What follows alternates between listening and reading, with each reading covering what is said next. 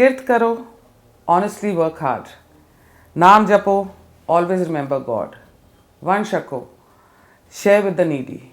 Yeah, these are the principles of Sikhism. You don't choose Sikhism, Sikhism chooses you. It's an experience, it's a way of life. तो नमस्कार है जी, मैं पायल बिहाना आपके सामने एक और वीडियो लेकर आई हूँ और आशा करती हूँ आप सब कुशल मंगल हो. ब्रेव, फियरलेस, नेशनलिस्ट, पेट्रियाटिक, दमदार, जोरदार, ये सारे एडजेक्टिव्स हैं जो हम डिस्क्राइब करते हैं जब हम एक सिख के बारे में बात करते हैं, मतलब हम एक सरदार के बारे में बात करते हैं. तो आज एक ऐसे ही सिख से जो बहुत ही पेट्रियाटिक हैं और बहुत ही नेशनलिस्ट हैं, उनसे हम वार्तालाप करेंगे और उनका नाम है श्री रमनीक मान. नमस्कार रमनीक जी. नमस्कार, सत श्री अकाल, जय हिंद Payal ji, welcome to Chandigarh. Thank you and thank you, आपने मुझे वक्त निकाला मेरे लिए. माय प्लेजर जी. मैंने आपको पहली दफ़ा आपके बारे में जाना रिपब्लिक चैनल के थ्रू. फार्मर्स बिल का बहुत ज़्यादा there was confusion and commotion. तो उसमें एक पैनलिस्ट था जो ना फार्मर था, वो कहीं पता नहीं कहाँ ईस्ट से था कि वेस्ट साउथ से कहाँ था, बस वो उसको कुछ बोलना था, एक एंटाई गवर्नमेंट सेंटिमेंट्स अपने दे रहा था वो. एंड उसने बातों बातों में आपको गद्दार बुलाया. एंड उससे पहले तो आप ठीक से बात कर रहे थे and suddenly you fled up, मतलब यू वर सो लिविड. तो आपने उसको बोला, ओ जिनपिंग चुप कर, गद्दार हो ना तू, तो मेनू की गद्दार कह रहे हैं चिमकिया जी, ऐसे करके कुछ आपने उसको बोला. एंड यू नो 36 देखे तेरे वर्गे, and that video went viral. Yes it did. आपने कैसे सोचा कि आप फार्मर्स बिल के प्रो बोलोगे और रिपब्लिक तक कैसे पहुंचे आप? Payal ji, I had been on the panel of Republic for a while now. Okay. I had been sitting with him for various issues. Okay. But होया कुछ इस तरह जी के that evening, you know, I had been reading the farm bills for a while then. Okay. Then now though I am very thorough with it. Okay. So उसको पढ़ते पढ़ते I didn't find anything which was anti-farmer per se, and ਉਹਦੇ ਚ ਕੁਝ ਇਹੋ ਜਿਹਾ ਵੀ ਨਹੀਂ ਸੀਗਾ कि you could point out specifically and say कि here is a point where the farmers would lose their land, or here is a point where they would lose their permanent source of income. मैंने एक और बात notice करी है, ये पूरे जब ये जिन लोगों के फैक्ट्स क्लियर नहीं है या किसी ने बिल नहीं पढ़ा हुआ फिर भी वो आर्ग्यू कर रहे हैं, तो उनका जो डिबेट है और आर्ग्यूमेंट्स हैं वो एंड ही ऑफेंसिव होके होती हैं. Either they'll call you communal or they called you gaddar. Why? See, the point is, when you are losing an argument, that is when you start splashing. Chalo, kitchad keh lene for I don't want to use the English word. That's when you start splashing that. अब जैसे मैंने अभी बोला कि Sikhism ये ना, इसका एक परसेप्शन है कि जब भी आप पेट्रियाटिज्म की बात करते हैं, आप ब्रेवरी की बात करते हैं, आप आर्मी के बारे में सोचते हैं, आप एयरफोर्स के बारे में सोचते हैं, आप नेवी के बारे में सोचते हो, इनकम्प्लीट है विदाउट सिख्स. यू नो, ये एक परसेप्शन है. सिख सोचा नहीं दिमाग में कि ये सब चीज़ें आपके दिमाग में आती हैं. मेरे को बहुत दुख हुआ कि इस फार्मर्स प्रोटेस्ट के थ्रू, आई डोंट नो क्या एजेंडा था कि क्या है, मैं बहुत लोगों से अब बात करती हूँ तो एकदम बोलते अरे सिखों को तो खालिस्तान चाहिए. And I keep telling them, आप सबको एक तराजू पे मत. आप लोग कैसे इस परसेप्शन को, आप लोगों को बहुत मेहनत करनी पड़ेगी ठीक करने के लिए. See, Payal, I will tell you something honestly. Success comes with ease. When you try to work very hard on something, success will come effortlessly. आपने सिर्फ अपना काम करना, आपने सच बोलना, एंड ऑफ द स्टोरी. आपने बात करी, हाँ, India, when you talk about the Indian Army, yes, there is so much valor, there is so much history attached to the Indian Army. The topic and discussion of Indian Army will be incomplete without discussing the Sikh valor. ये हमारे मुल्क की जो आज़ादी के परवाने थे, ये तो कंसेप्ट ही नहीं था कि तोड़ के जाएंगे, 3 टुकड़ों में बांटेंगे, और वो भी कॉमनल ग्राउंड्स पे. अब फिर दोबारा बनाओ, खालिस्तान बनाना चाहिए आपको, अगर अच्छा लगता है कनाडा में बनाओ. You call lot of Khalistani support है, एक प्रोविंस डिक्लेयर कर दो. नहीं अच्छा लगता पाकिस्तान को बोलो, बट आपका अगर आधार, आपका बेस यही है कि हिस्टोरिकली महाराजा रंजीत सिंह की सीट थी वहां पे और ये एरियाज थे, तो वो एरियाज भी तो थे ही। मैं भी ये कहती हूँ, वो भी इंडिया मांगो। या ये रैडक्लिफ लाइन से ईस्ट को सारा इंडिया है और रैडक्लिफ लाइन से उधर को सारा बलूचिस्तान है, सिंधु देश है, बलूच और ये खालिस्तान है। बना दो, कौन रोकता है आपको, बनाओ ना। बट आप ये कहोगे कि मैं सिखों को सिखों से लड़ाऊंगा, मैं सिखों को हिंदुओं से लड़ाऊंगा और मैं हिंदुस्तान की धरती को काटूंगा, इतना सा पंजाब रह गया, उसको और कितना बांटोगे भाई? That's not gonna happen. वहां पे कुछ मांगने की हिम्मत नहीं अभी तक। करतारपुर मांगने की हिम्मत नहीं है इनकी उसके। नहीं, मैं आपको बताता हूँ, इट्स नॉट अबाउट हिम्मत, इट इज अबाउट मांग कौन रहा है। ये जो आपको दिख रहे हैं ना बोलते हुए, ये हिज मास्टर्स वॉइस बोल रहे हैं, और इनके जो हिज मास्टर्स हैं वो खाकी वर्दी में हैं, ठीक है, और उनका हेडक्वार्टर है रावलपिंडी में। बस दे सिट इन GHQ। अब जैसे NRIs, मैं पढ़ रही थी कहीं 1995 से लेके 2013 तक कोई 2,70,000 फार्मर्स ने सुसाइड कमिट करी। ऐसे मैं पढ़ रही थी, आई डोंट नो गूगल कितना सच है कितना झूठ है, पर हाँ बहुत लोगों ने, बहुत फार्मर्स ने सुसाइड कमिट करी है। तो ये NRIs क्या उन फार्मर्स की विधवाओं को और उन फार्मर्स के बच्चों को क्या ये अपने कनाडा और इंग्लैंड से पैसे भेजते रहे हैं कि आज इन लोगों को इतना फार्मर्स प्रोटेस्ट में इतना फार्मर्स की चिंता होने लग गई अब कि ये शुरू से ही उन विधवाओं को और अनाथ बच्चों को भी पैसे भेज रहे थे? See the figure is 2,19,713। हाँ, फिर वही मैंने कहा, आई एम नॉट श्योर कि मैंने क्या। और आप तो NRIs की बात कर रहे हो ना, मैं बताता हूँ।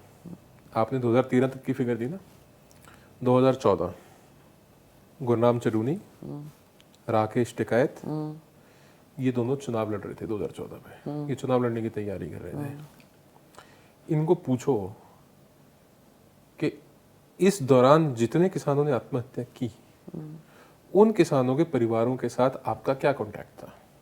वही तो मैं पूछ रही हूँ, सबको प्यार कैसे आ गया सिर्फ वेस्टर्न, मैं बताता हूँ, सिर्फ वेस्टर्न उत्तर प्रदेश में और हरियाणा में, जहाँ पे ये दो एग्जिस्ट करते हैं, आप मेरे को ये बता दो कि आपकी अखबारों में किसी परिवार के साथ कोई फोटो है जिनके पास आप कोई उनको हेल्प देने गए हैं, या आप उनके साथ। और मैं आपको वैसे बता देता हूँ, हरियाणा के अंदर ना इस पीरियड के बाद there has been no suicide. अगर आप उठा के देखेंगे फार्म सुसाइड आपको मिलेगा नहीं, आप गूगल कर लीजिएगा।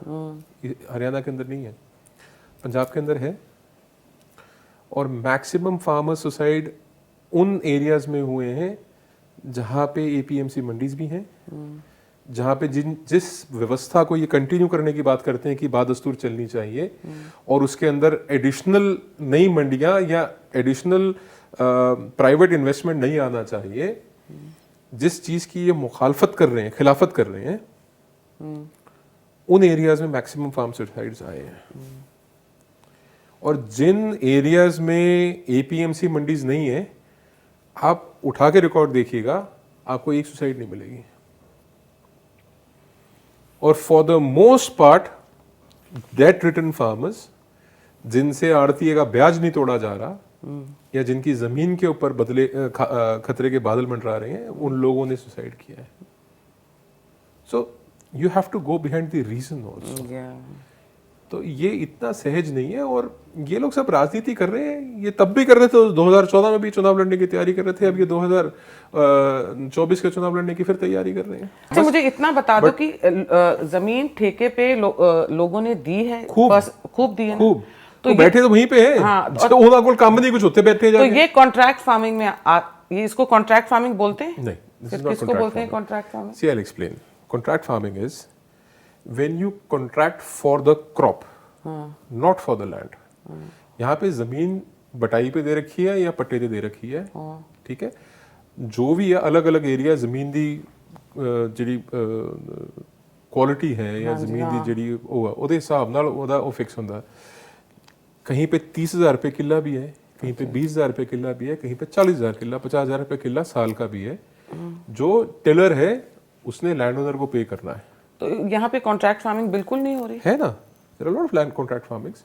कॉन्ट्रैक्ट फार्मिंग सबसे बड़ी तो पेप्सिको के साथ हो रही है पंजाब में। तो जब कॉन्ट्रैक्ट फार्मिंग ही फार्मर्स बिल में ही कॉन्ट्रैक्ट फार्मिंग का एक प्रोविजन दिया है, तो ये लोग कॉन्ट्रैक्ट फार्मिंग कर भी रहे हैं और उसके अगेंस्ट प्रोटेस्ट भी कर रहे हैं। there are the total number of new laws are 3. एक एसेंशियल कमोडिटी एक्ट के अंदर क्लॉज 3 में अमेंडमेंट है, जी that is the end of the story. 2 नए बिल हैं जिसमें एक कॉन्ट्रैक्ट फार्मिंग का बिल है जिसकी आप बात कर रहे हैं। कॉन्ट्रैक्ट फार्मिंग के बिल के अंदर it is very clear that only the crop, फसल का कॉन्ट्रैक्ट है, जमीन के ऊपर कोई रहन नहीं है, कोई लियन नहीं है, इट इज वेरी क्लियर। ठीक है, तो अगर आपकी फसल का कॉन्ट्रैक्ट है, आपने फसल के एवज में उनसे पैसे लिए हैं या आपकी फसल लिफ्ट करने की उसने आपको गारंटी दी है। अगर फर्ज कर लीजिए पायल जी कि मेरा आपका कॉन्ट्रैक्ट कनक का हो गया, अभी प्रेवलेंट प्राइस है जो एमएसपी 1975 है, मेरा आपका 2050 रुपए में या 2100 रुपए में कॉन्ट्रैक्ट हो गया। अब मेरी कनक की क्वालिटी अच्छी है और मेरे को बाजार में उसके 2400 रुपए मिलते हैं, तो आई टेल यू पायल जी मेरे को 2400 मिलते हैं, आप 2400 देती हैं मेरे को, तो ये फसल आपकी है, नहीं तो मैं बाजार में बेचूंगा। तो गवर्नमेंट ये चॉइस दे रही है? नहीं, ये चॉइस नहीं, उसके अंदर पार्ट है, इट्स अ प्रोविजन हाँ। फॉर द फार्मर, किसान के लिए प्रोविजन है। आप मेरे को ये नहीं कह सकते कि सरदार जी तुसी तो फसल मैनू 2100 च ही दोगे या 2050 च ही दोगे, you can't raise the price. I am free to do that, but if you turn your back around at me and say कि नहीं जी 1975 में मैंने लेनी है, 2050 की या 2100 की तो मैंने लेनी नहीं, मेरा आपका एग्रीमेंट जो मर्जी हो मैं नहीं लेनी, फिर उसमें आपके ऊपर जुर्माने का प्रोविजन है। If I back out as a farmer, मेरे ऊपर जुर्माने का कोई प्रावधान नहीं, कोई प्रोविजन नहीं है, but if you back out as a company, आपके ऊपर जुर्माना लग सकता है, देयर इज अ प्रोविजन। तो देख रही हूँ पढ़े लिखे लोग मतलब जो आर्ग्यूमेंट्स दे रहे हैं, और जब कुछ नहीं बचता वो अदानी अंबानी है ना, उनके लिए कर रहे हैं मिस्टर मोदी। अदानी मतलब कोई फैक्ट्स नहीं है, बिल पढ़ा नहीं है, सब अपनी अपनी तरफ से सर्मन्स दे रहे हैं। आधे ज्यादा लोग तो रात को पार्टी में मिल रहे हैं तो वहाँ फार्मर्स बिल डिस्कस कर रहे हैं, they having a glass of wine discussing farmer. It's crazy, it's very interesting. मैं कहीं पढ़ रहा था तो ये एक एनालॉजी आई कि बिरला को गाली दे के कांग्रेस सरकार में आई, टाटा को गाली दे के ममता सरकार में आई, और अब ये अडानी अंबानी को गाली दे के they are trying to leverage them. एक और मुद्दा डिस्कस करते हैं। यहाँ पे इलेक्शंस थे, लोकल बॉडी इलेक्शन थे, यहाँ पे फार्मर्स प्रोटेस्ट ने खूब इतना अग्रेसिव हो गया, सब हो गया, और मैंने उसमें देखा कांग्रेस ने तो अपना रोल जो प्ले करती है हमेशा, हर वक्त कमोशन क्योस करने में तो माहिर है। उसके बाद इवन अकालीज ने एनडीए को छोड़ के और जिस तरीके की भाषाएं भी का भी इस्तेमाल किया उन्होंने, और मर्यादा खोई सारी 30 सालों के रिलेशनशिप, उस किसी चीज़ का ध्यान नहीं रखा। आपने तो फ्री वाईफाई, तो वो कोई केले बांट रहा है वहाँ पे, तो खाने दे रहे हैं। जब कैंपेनिंग हुई तो बीजेपी को कैंपेन नहीं करने दिया। जहाँ बीजेपी का कहीं पे झंडा दिख जाता था या बीजेपी का लीडर दिख जाता था, उसकी गाड़ी तोड़ देते थे, उसको मार रहे थे। तो बीजेपी कैसे 20 सीटें जीत गई? तो इसका मतलब कि, और वो भी मैंने सुना है, I was talking to somebody in Jalandhar, कि वो जीते हैं रोपड़ एरिया से 3 सीटें या 4, and that was a hub of farmers protest. तो ये क्या दर्शाता है कि क्या ग्राउंड लेवल पे ज़मीनी हकीकत कुछ और है कि 2022 के इलेक्शन कुछ और हमें दिखाएंगे? See Payal ji, from a very analytical perspective there is a massive undercurrent.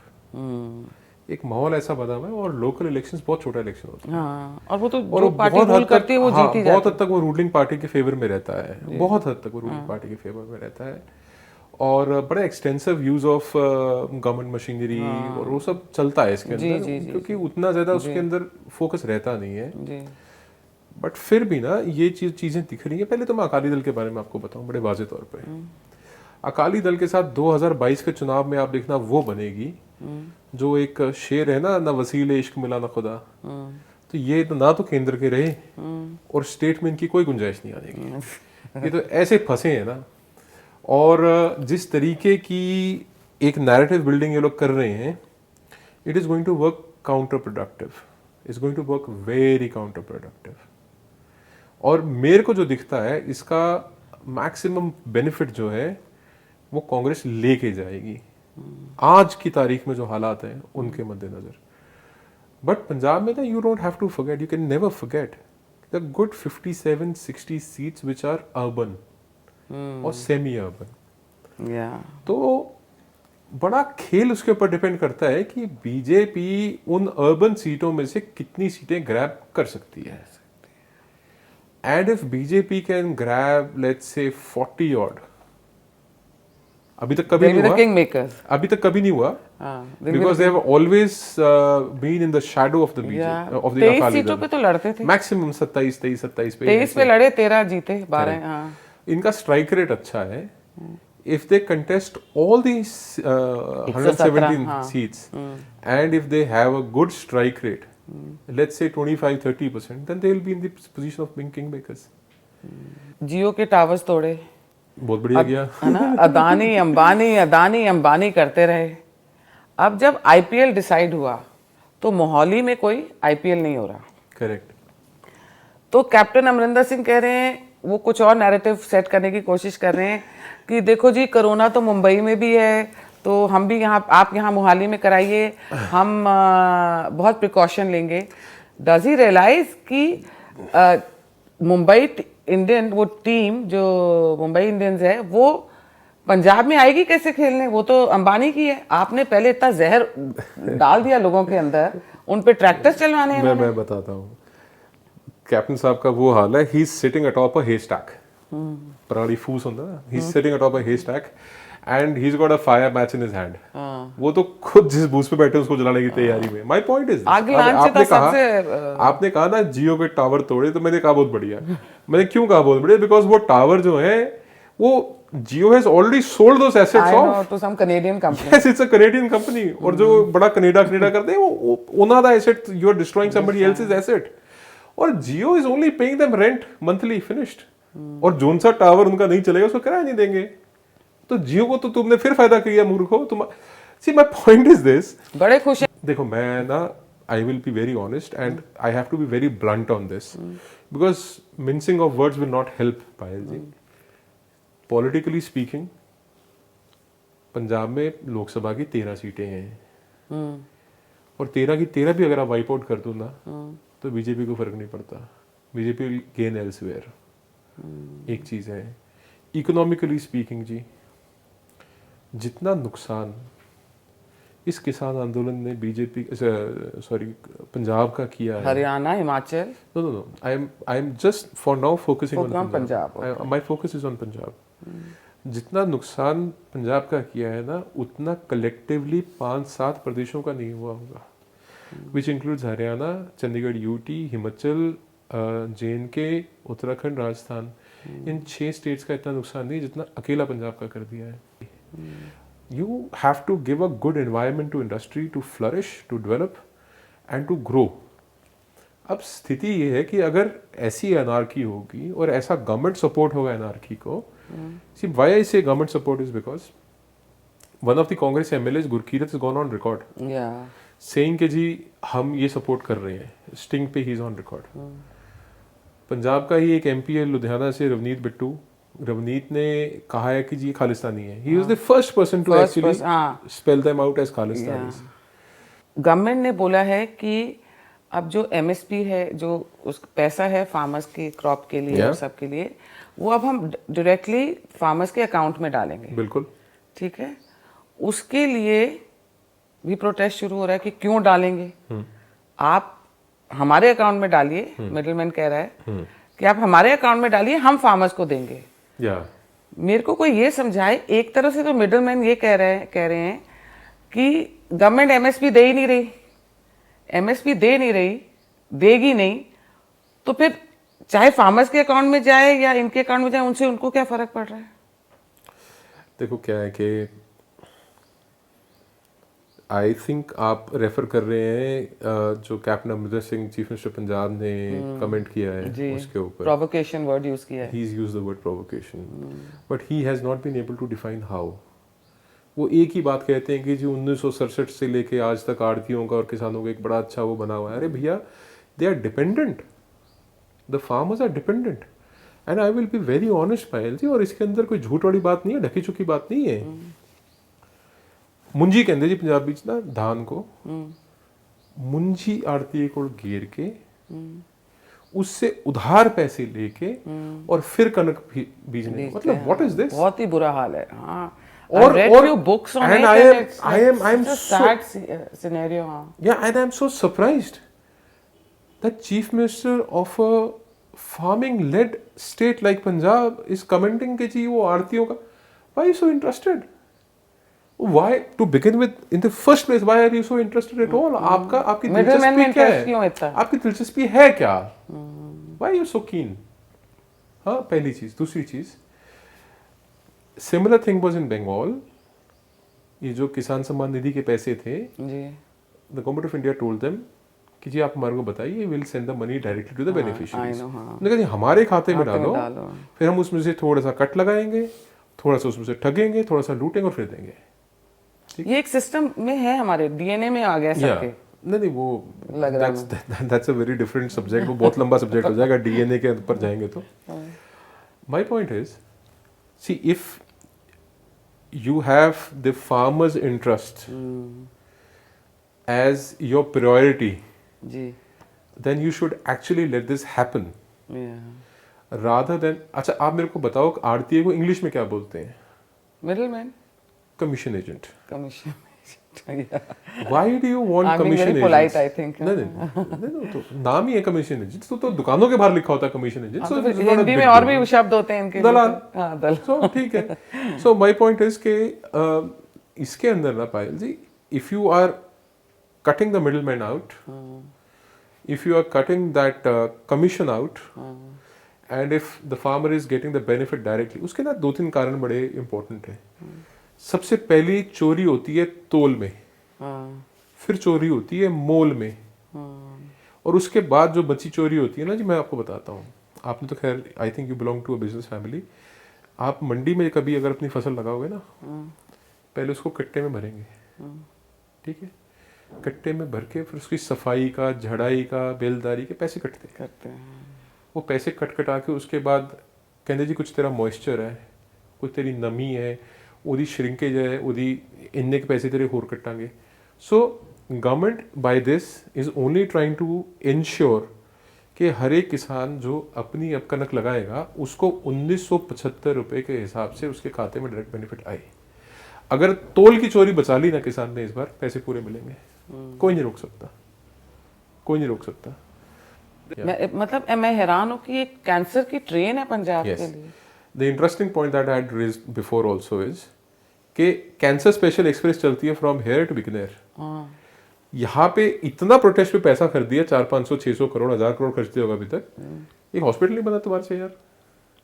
I am talking about the NRIs, एक बड़ी होटल तो बन गई। आई एम टॉकिंग अबाउट, हाँ, like I told you before, ये बादल्स का ना यहाँ पे मुल्लापुर में एक इनका पोल्ट्री फार्म था। इट इज नाउ सुख विलास, इट्स अ 5 स्टार होटल। वो सिखाते थोड़ा ना किसानों को कि how do you convert your poultry farms into 5 star hotels, ये नहीं बताएंगे। ये वो चालाक बिल्लियां हैं जो शेर को जगाना नहीं चाहती नहीं कि शेर जाग जाए। और इन फार्म बिल्स के रस्ते इन जो हमारे शेर है ना, हमारे शेरों के मुंह खून लग जाएगा कि यार वाकई हम तो आज तक डिप्राइव्ड थे। एंड वेरी ऑनेस्टली पायल, ये this again is an attempt by the government, the central government, कि हम किसानों को वो असली चीज जो है, वो असली चेहरा जो है इन बिल्स का दिखा दें कि तुम्हारे को ये बेनिफिट है, और उसमें फिर वो टांग अड़ा रहे हैं कि साहब ये हो ना जाए कहीं। क्योंकि पॉलिटिकली स्पीकिंग अभी 1 साल है, बट अगर आप किसानी की नजर से देखो, 1-2 फसलों के अभी पैसे जाने हैं। मेरे को लगता और है 2 पेमेंट्स भी सही चली गई ना, थिंग्स विल चेंज। अब जैसे मैं कहीं पढ़ रही थी, आई थिंक बाय मई बहुत कुछ इन लोगों को भी समझ आ जाएगा, बाय मई जून। देखो ऐसा है, समझ तो सबको आई हुई है। नहीं फार्मर्स को भी जो गुमराह कर रहे हैं। हाँ, मैं फार्मर्स की बात कर रहा हूँ, समझ तो सबको आई हुई है, तभी तो वहाँ पे अटेंडेंस लो है। अब क्या है कि देखो 27 जनवरी के बाद ना it became caste centric sort of आंदोलन, और उसके अंदर भी अब पॉलिटिकल पार्टीज जंप कर चुकी हैं। वेस्टर्न यूपी की एक जाट लीडर हैं, उनकी एक रीजनल पार्टी है जिसकी टिकट पे ये लड़ा था टिकैत, वहाँ से आम आदमी पार्टी है, यहाँ से अकाली दल है, और कांग्रेस है, हरियाणा से इंडियन नेशनल लोक दल है, ये लोग सब कूद तो पड़े इसमें। अब तो वहां पे अगर कुछ है भी तो पॉलिटिकल कैडर है, तो कोई बात नहीं। जब मैं चंडीगढ़ आई हूँ, पंचकुला आई हूँ, तो सिंगू बॉर्डर के उधर से ही आई थी, तो बहुत मतलब कुछ ऐसे लग नहीं रहा था कि प्रोटेस्ट है। वहाँ पानी के टैंकर ज्यादा दिख रहे थे, टेंट बड़े बड़े लगे हुए दिख रहे थे, पर लोग नहीं थे, लोग नहीं दिखे मुझे। Why are you making such stupid things? I personally मैं बताऊं आपको, मेरे को लगता है कि Rakesh is very eager to get arrested। कि मुझे बस गिरफ्तार करो, यहाँ से मेरे को निकालो किसी तरीके। अब वो ऐसा फंस गया इसमें, वो ना कहते ना कि वो गले में फंसा हुआ, उसके ना निकलने जोगा ना उगलने जोगा। वो एंटिक्स कर रहा है, कभी रोड पे बैठ के खाना खाने बैठ जाता है, वो ये सब अटेंशन अट्रैक्ट कर रहा है, but he is failing for everything. वो चाह रहा है कि पकड़ लो मुझे, बस देखो ऐसा अरेस्ट कर लो। देखो ऐसा है, इसका तो किस्सा मैं समझता हूँ कि बहुत लंबे वक्त तक लोग याद रखेंगे कि कंपैरेटिव एनालिसिस में कि इसका फादर कैसा लीडर था और ये कैसा लीडर बन के निकला। तो अगर पॉलिटिक्स के साथ कंपेयर करोगे तो ये राहुल गांधी से कम थोड़ा ना है, वही चीज़ है। But for now since he has multiple party support, Congress, आम आदमी party, Akali Dal, Indian national लोक दल, वहाँ से आरएलडी, तो इसके पास मल्टीपल सपोर्ट होने के कारण he is able to gather some crowd. ये जितने किसान लीडर्स हैं ना, आप इनको 2 घंटे एक कमरे में बिठा के दिखा दो, एक दूसरे के लत्ते पड़ के बाहर निकलेंगे। ये एक साथ नहीं बैठ सकते। ये सिर्फ मोदी विरोध में ना इनको दिख रहा है कि यार बस अब तो हम पहुंच गए और हमने कर दिया काम, अब तो बस। अभी ये बड़ा राकेश का वो मशहूर हुआ था कि अभी तो हम बिल वापसी कह रहे, अभी तो हम कानून वापसी कह रहे, अभी हम न्यू तो नहीं कह रहे कि भी सत्ता वापसी दे दो, सरकार वापसी दे दो। अरे तैने बनाया था, सत्ता वापसी क्या बात करें मेरे यार। 24 में इलेक्शन होंगे टिकाए थे, अरे तू आके देख लिए, फिर तेरे 10,000 ते बत्ती तो वोट दे पड़े कभी। अब एक बड़ा ही सेंसिटिव इशू है बहुत सेंसिटिव, मैं मानती हूँ, आप भी बुरा मत मानना, पर मुझे बहुत बुरा लगा। तो मुझे लगा कि मैं एक एज अ हिंदू, जिसके लिए सिखिज्म और हिंदुज़म में कोई फ़र्क नहीं है, तो मैं बात कर रही हूँ आपसे। मैं ये फार्मर्स प्रोटेस्ट के बारे में अपनी टीचर से बात कर रही थी। उन्होंने मुझे बोला, जब उनके पास कुछ फैक्ट नहीं थे, कुछ फैक्ट्स बता नहीं पाई वो, तो मैं उनके साथ आर्ग्यू कर रही थी और बहुत पोलाइटली कर रही थी। तो मुझे कह रही, तू तो रहने दे, तुम हिंदू मुंह उठा के तुम्हारे लंगर खाने आ जाते, सारे हिंदू भरे हुए सारे गुरुद्वारे में। आई फेल्ट वेरी ह्यूमिलेटेड, और मैंने इसका रिएक्शन दिया। तो मुझे पढ़े लिखे लोगों ने मुझे ट्विटर पे ये जवाब दिया कि तुम मत जाना खाने, कौन तेरे को फोर्स कर रहा है। तो मुझे ऐसे लगा कि इस चीज को क्रिटिसाइज करने के बजाय कि उसने ऐसे क्यों कहा, क्योंकि लंगर एक बहुत ही पायस है और साथ में गुरु नानक जी के सबसे मतलब बहुत इंपॉर्टेंट प्रिंसिपल में आता है। तो ऐसे लोगों के लिए आपका क्या मैसेज होगा जो इतनी गंदी बात बोलते हैं? My message I will not be able to speak on camera, ये बंद होगा फिर बताऊंगा मैं आपको। But for now in a very civilised way, langar तुम्हारे बाप का नहीं है, लंगर गुरुओं का है, और गुरुओं का लंगर सभी के लिए है।